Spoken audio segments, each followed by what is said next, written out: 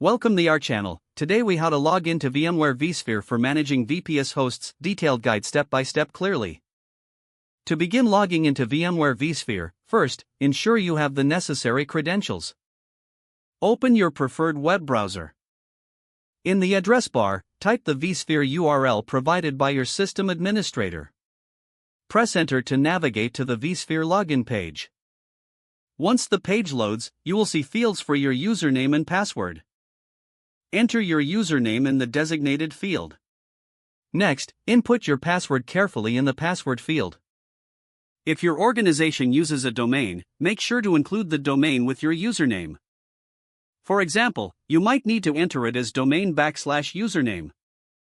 After filling in your credentials, check to ensure all information is correct. Look for the Remember My Username checkbox if you'd like to save your login information. Once everything is in order, click the Login button. Wait a moment as the system processes your request.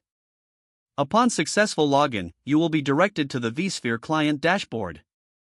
Here, you can manage your VPS hosts and virtual machines.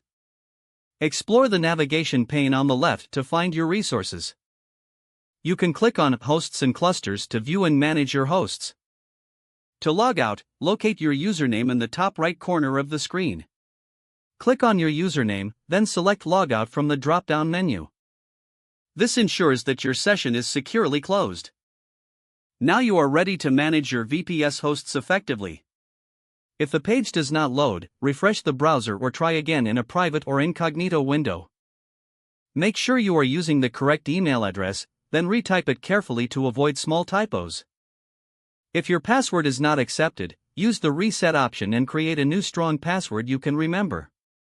Check your spam folder for verification or security emails, then complete any requested confirmation steps. Enable two-factor authentication if available to improve account security and reduce unauthorized access risk. After signing in, review your profile details so your contact information and settings are accurate and current. If you see an error message, note it down and try again after restarting your device and internet connection. Don't forget to like this video and subscribe to our channel for more step-by-step tech guides.